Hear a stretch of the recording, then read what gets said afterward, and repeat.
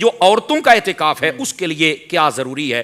یاد رکھیں عورتوں کو چاہیے کہ وہ گھر کے اندر جو مسجد بیت ہے یعنی گھر کے اندر وہ حصہ جو مسجد کے لیے نماز کے لیے مختص کیا ہوا ہے وہاں پر وہ اعتکاف پر بیٹھے. اور علماء فرماتے ہیں اگر نہ ہو تو یہ کوئی مشکل نہیں ہوتا, یہ ایک دو دن پہلے ایک جگہ کو منتخب کریں, وہاں صفائی کر دیں اور بتا دیں کہ یہاں میں نے اعتکاف بیٹھنا ہے, تو وہ مسجد بیت بن جاتی ہے, آپ کے انتخاب سے ہی بن جاتی ہے.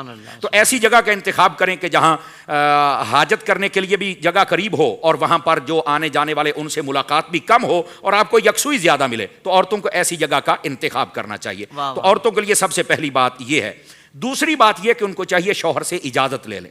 بس اوقات معاملات ہوتے ہیں اپنے نوکری کے اور اپنے بچوں کے اور کوئی سنبھالنے والا متبادل نہیں ہوتا, تو اس صورت کے اندر اس کو آپس میں مینج کر کے پھر اعتکاف پر بیٹھنا چاہیے. دوسری چیز. تیسری یہ ہے کہ ان کو چاہیے کہ اپنے جو گھریلو کام ہیں وہ کرنے کے لیے اپنے اعتکاف والی جگہ سے نہ نکلے, بلکہ ان کو چاہیے کہ اس کا متبادل انتظام کرے, یا اتنے دنوں کے لیے کپڑے پریس کر کے رکھ دے. کھانے پکانے کی چیزیں یہ اٹھ کر کھانا پکانا بھی نہیں بنا سکتی, صرف یہ ہے کہ اگر کوئی کھانا پہنچانے والا بچہ نہیں تو کچن سے چل کے چپ کر کے لے کے آ کے بیٹھ کے کھا ضرور سکتی ہے, یا فریج سے اٹھا کے کھا سکتی ہے.